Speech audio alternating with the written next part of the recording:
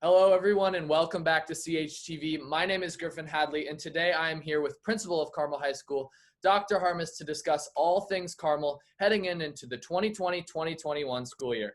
Dr. Harmas, how are you doing today?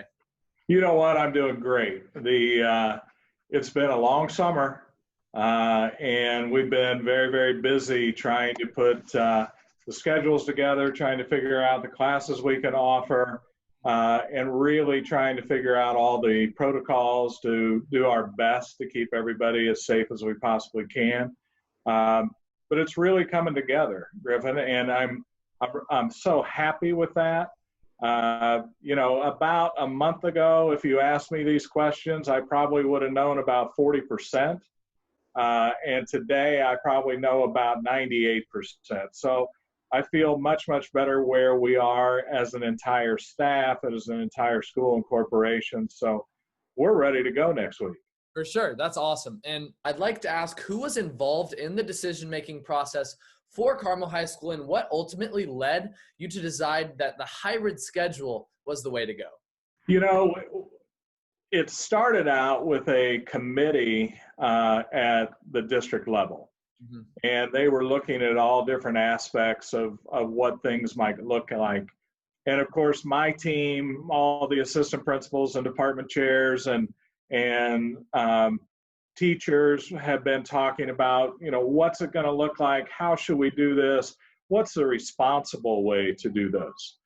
And to be honest with you, I kept on thinking about if we have 5,400 kids in the building and somebody takes a picture of that A hall area where it really comes into play with all those people in it as they come down from math and come down from world language.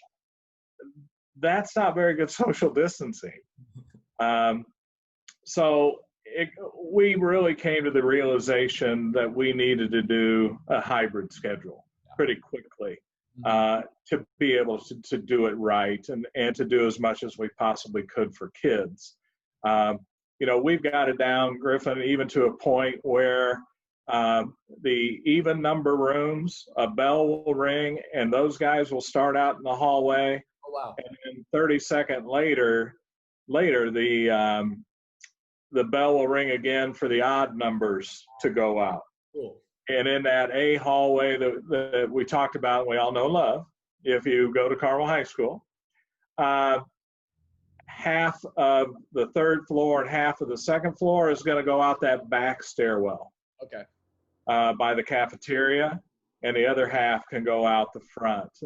And that way we can keep things safe and keep things, the way it should be. So who all was involved?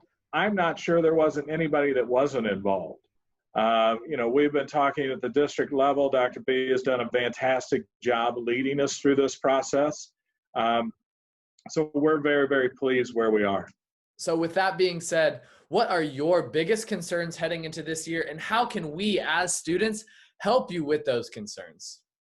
You know as well as I do that social distancing is huge.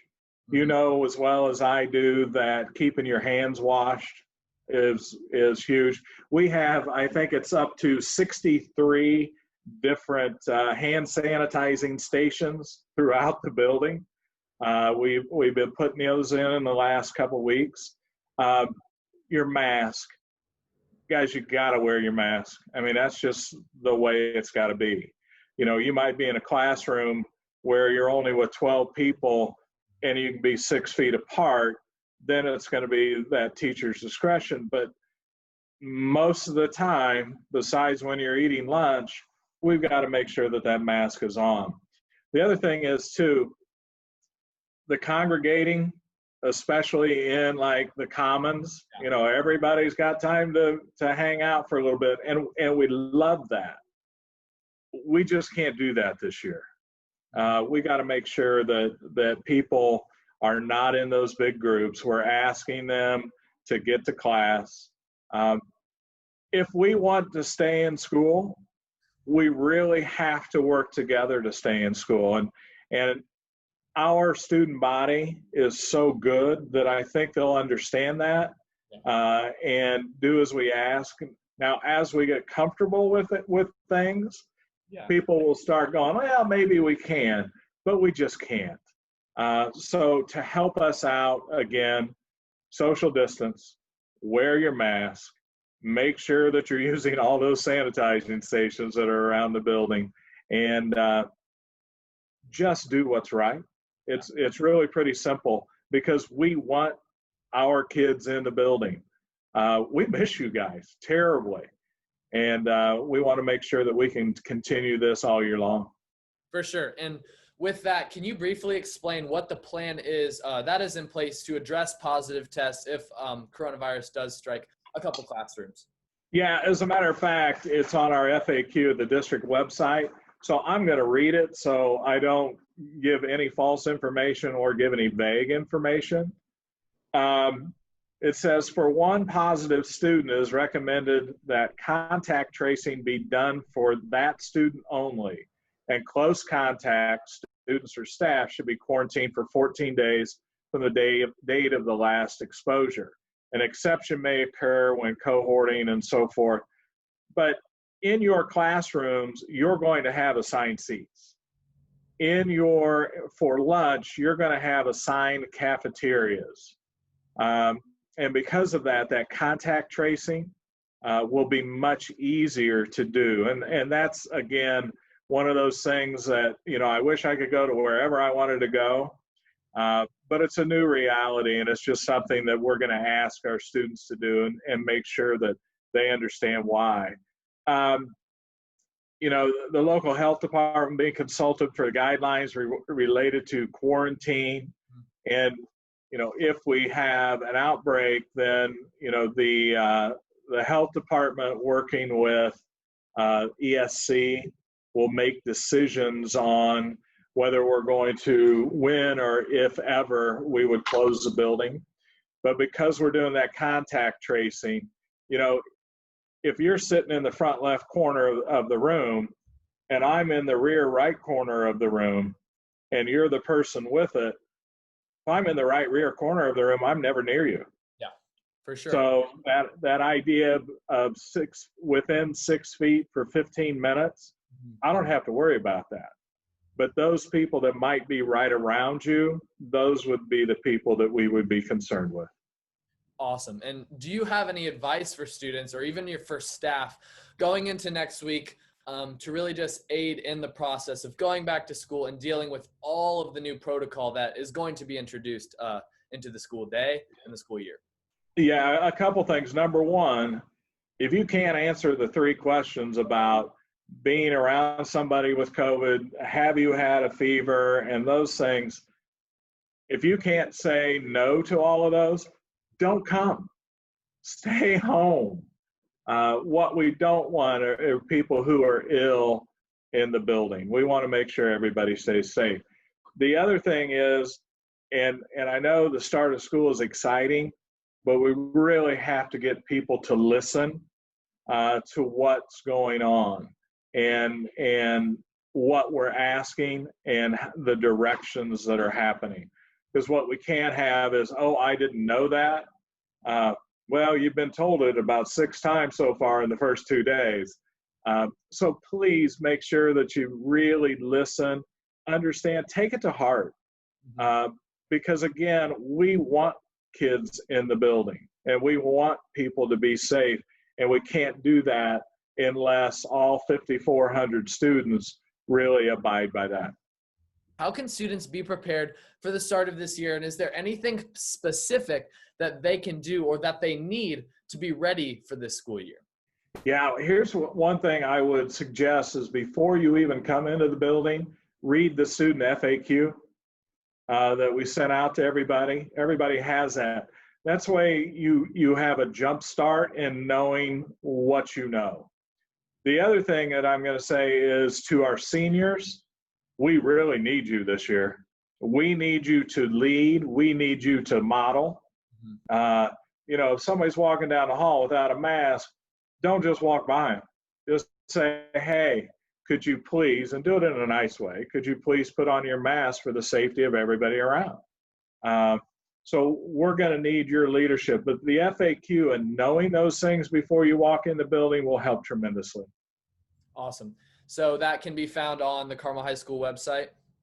Can be found on the Carmel High School website, and we send it to an email to all families.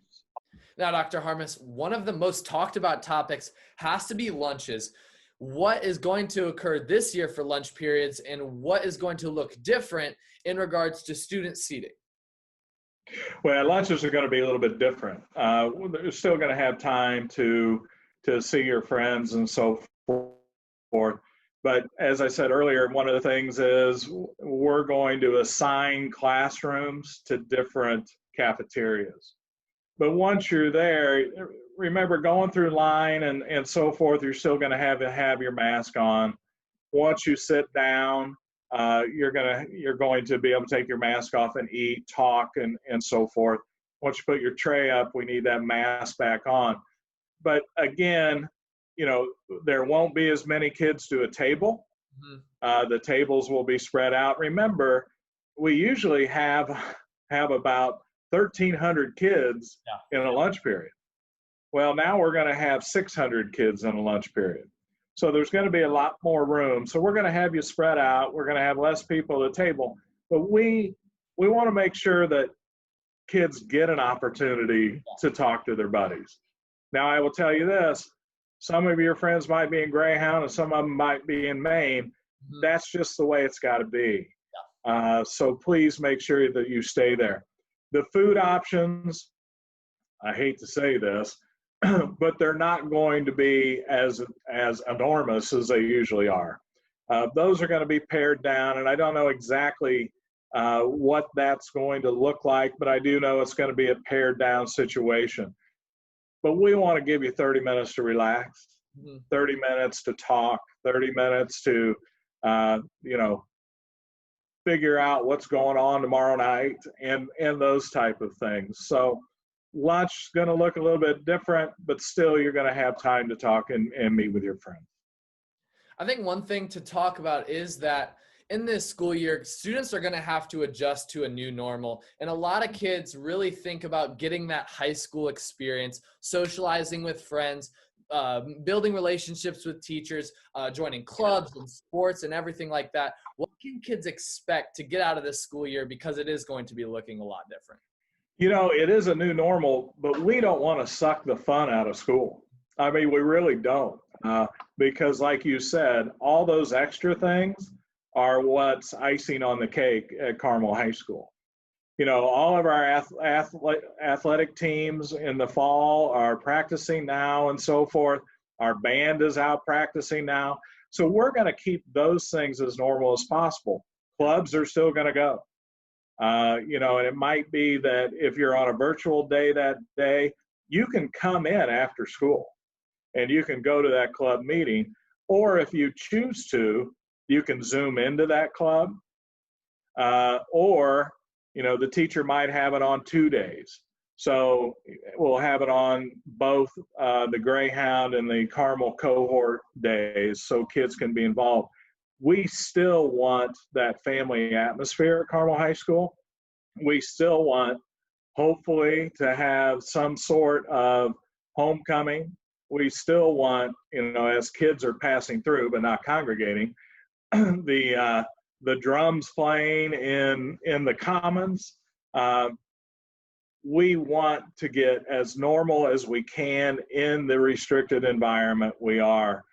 But Carmel High School is much more than just the academics, even though we're really, really good at that. And you guys are awesome. It's all about those special events. And as many of those as we can do safely and responsibly, we're going to do that, because that's part of the high school experience, and you guys deserve that.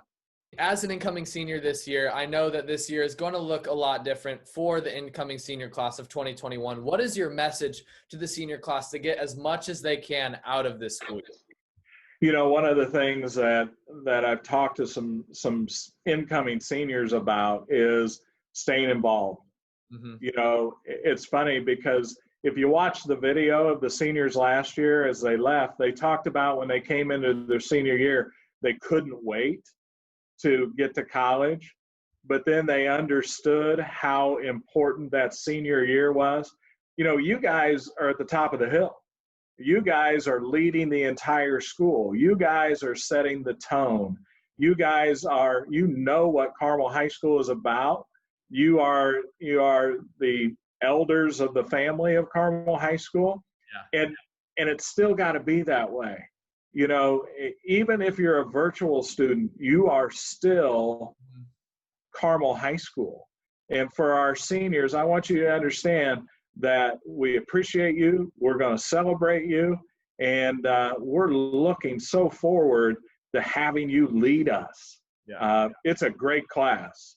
And what you guys will be able to do and the legacy you'll be able to leave at Carmel High School will be great, even through our new normal. Probably more important now than ever before. So to our seniors, we love you, and we can't wait for this year to start. For you, Dr. Harmas, what are you most looking forward to once this pandemic is over and once things kind of start going back to normal? Everybody in the building. You know, and it was funny, I was down at freshman registration today, and just being around kids again is so much fun. Yeah. And that's what, you know, I hope that every educator gets in this business because they love kids and they love hanging around with kids and talking to kids and really leading kids and learning from kids. Yeah. So what am I looking most forward to? That I don't have to worry about all the things COVID, and we can go back to our school, what we think is normal. It'll still be a little abnormal, but what we think is a normal school day, and not have to worry about masks, not have to worry about social distancing. That'll be a great day. Yes, it will be. And finally, my final question is, what can we do as students to get the most out of the beginning of this year? I think one of the things, and everybody needs to understand this, we're doing the whole curriculum. You know, when we left in March, we left in a hurry. We told our teachers to pare things down. We told them to have grace and so forth with grades. This isn't that way this year. You know, we're doing the whole curriculum. We're going to expect students to check in on their virtual days. We're going to expect them to take, our teachers will be sending out, and you need to be there for attendance purposes. Yeah. The state's going to hold us to having those virtual days of at least 6 hours of education. So it's not going to be a 5-minute assignment on a virtual day anymore. It's going to be a regular assignment. You know, if you're in English and you're working on a paper, it might be that you're writing that entire rough draft on that next day. And then when you're in class, you'll go through that. So you have to understand and you have to be ready. It can't be that you're going to wake up at 2 o'clock in the afternoon, do your work at 2 o'clock in the morning. They've got to be ready for the day. And here's one big reason why, Griffin. If we do get an immunization and we do come back to school, we want to make sure that everybody's ready, that everybody has done the work, and that everybody's on a time schedule instead of that 2 o'clock wake up call and the 2 a.m. doing your homework. For sure. Also, I think what will help us is, remember, we're going to an 8:45 start. So we're going to 8:45 to 3:45. I was thinking about that because I usually get up at 5:15. So that idea of getting up to 6:15 will be beautiful. And we might even have more light coming into the building, you know, in the fall and the spring. So that would be good too. Oh yeah, for sure. Now, Dr. Harmas, is there anything that you would like to add specifically to address the student body, the staff, the parents, anybody in the community, just for a final send-off? You know, I think I would. I think one of the things, as we saw through the spring and here in the summer, you know, the racial strife that's going on in our country. And we know that our Black students, many of them are hurting. And we see that and we hear that. we have to recognize that as a school community. We have to make sure when we talk about racial equity that it is for everybody. It is so imperative that we treat people, all people, with respect and dignity and treat each other the right way. There's no room at Carmel High School for not treating people right. There's no room for racism. There's no room for bigotry.